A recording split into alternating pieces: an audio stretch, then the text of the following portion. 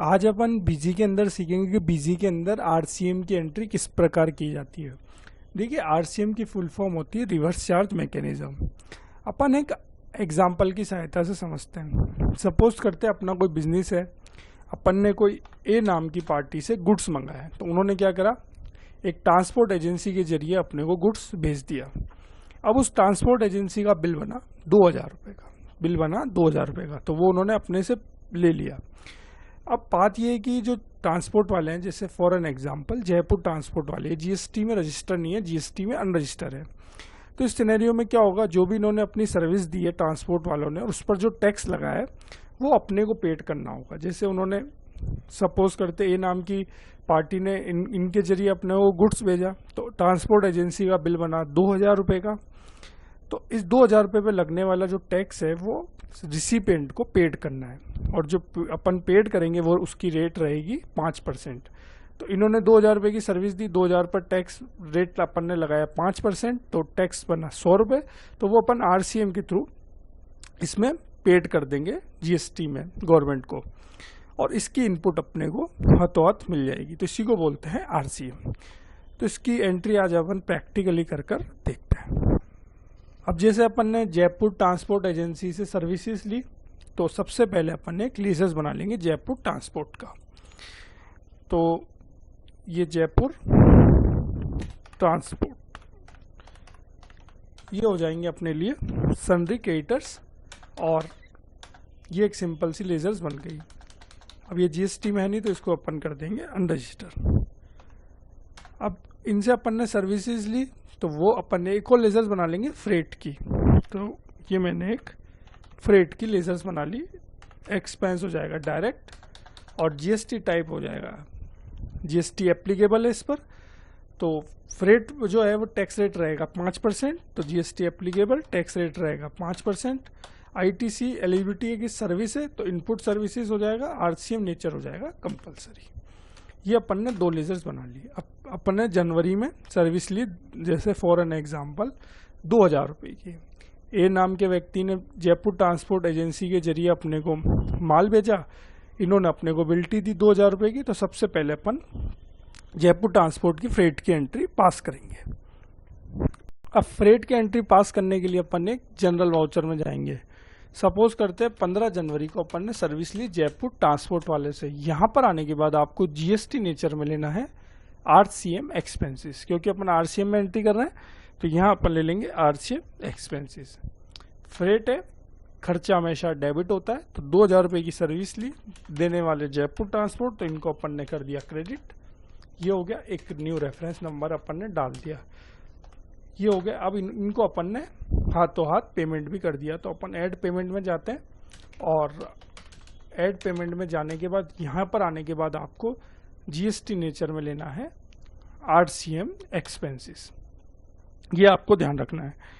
अब जयपुर ट्रांसपोर्ट को कर देंगे डेबिट 2000 रुपये से, सपोज करते हैं वो मैंने कैश में इनको पेड कर दिया। तो ये अपन ने फ्रेट बुक कर लिया आरसीएम में, और जयपुर ट्रांसपोर्ट को पेड भी कर दिया। ये 2 काम अपने हो गए। अब देखिए, अब अभी आप 3B खोलता हूँ, जैसे मैं सपोज करता हूँ जनवरी का, मैं डिस्प्ले पे जाके जीएसटी रिपोर्ट में जाकर 3B ओपन करता हूँ, तो अभी मुझे वहाँ पर कोई भी आरसीएम में एंट्री नहीं दिखेगी।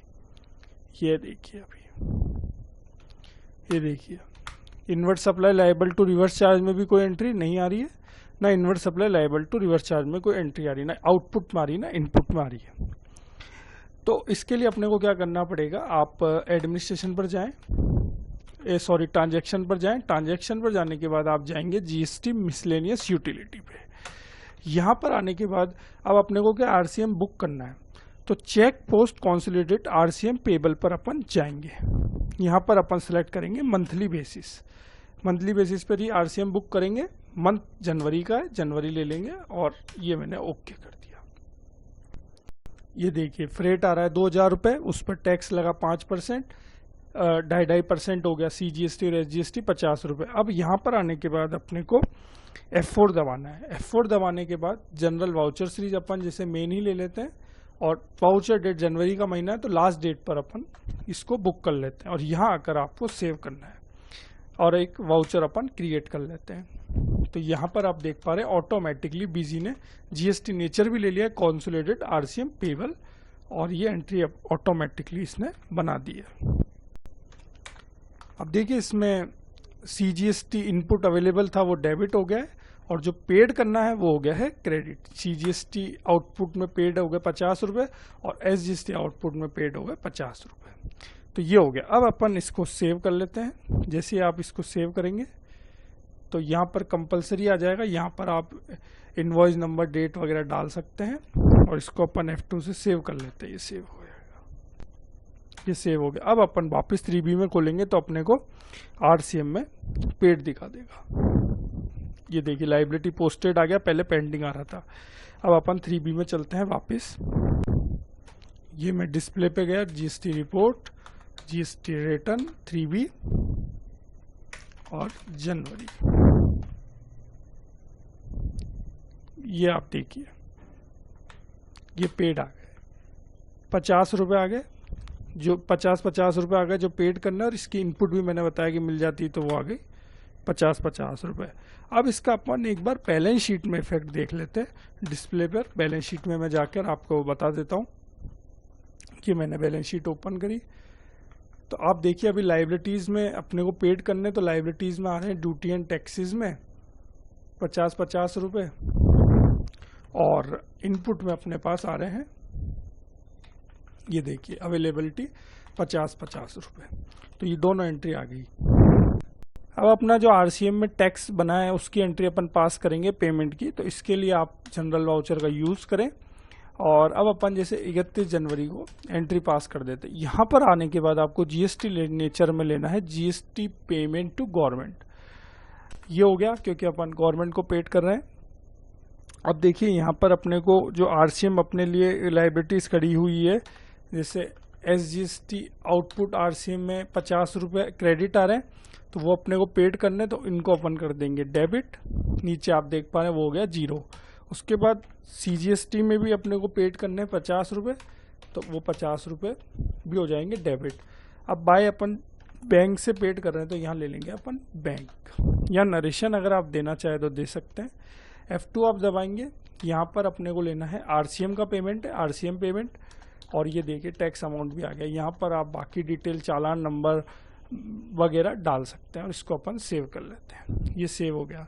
अब अपन वापस बैलेंस शीट में जाते हैं, और आप देख पाएंगे कि अब अपने पास जो लाइबिलिटीज पहले आ रही थी वो हो गई है 0, और अब जो अपने को आरसीएम में इनपुट मिली है वो अपने पास अवेलेबल है। अब क्या होता है कि जो आरसीएम में अपने पास इनपुट अवेलेबल है, इसको अपन अपनी नॉर्मल इनपुट में ले जाएंगे।